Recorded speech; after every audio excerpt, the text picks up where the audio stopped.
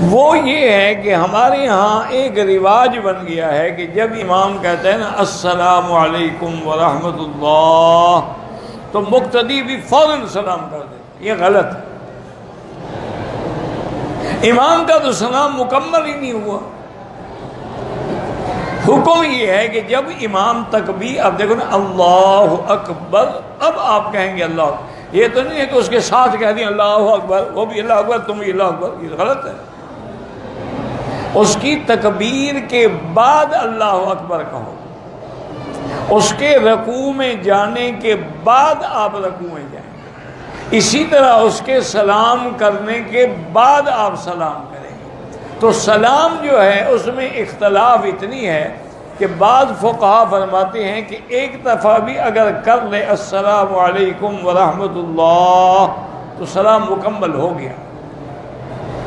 لیکن احتیاط اسی میں ہے کہ امام جب تک دونوں طرف سلام نہ پھیرے، السلام علیکم ورحمۃ اللہ، السلام علیکم آپ بعد میں سلام پھیریں، تاکہ ایک سلام کے بعد تو ہو سکتا ہے کہ جلدی میں آپ امام سے پہلے سلام کر بیٹھیں، ابھی اس نے گردن ہی نہیں موڑی اور آپ حجر اسود پہ بھی پہنچ جاتے ہیں تو نماز برباد ہو گئی، حجر اسود کا بوسہ ہو رہا ہے.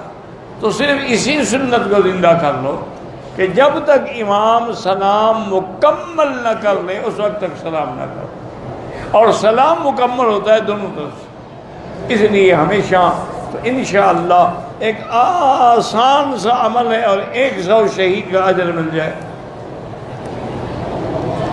اور اسی طرح ایک دوسری بالکل آسان وہ بھی یاد کر لیں. ہمارے لوگ جو ہے نا جب امام کہتا ہے غیر المغضوب علیہم ولا الضالین فوراً کہتے تھے آمین. یہ ناجائز ہے. آمین بھی امام کے آمین کہنے کے بعد کہیں. جب امام کہے گا آمین پھر آپ کہیں آمین. اور آپ نے صرف آمین کہنی ہے، فاتحہ نہیں پڑھنی.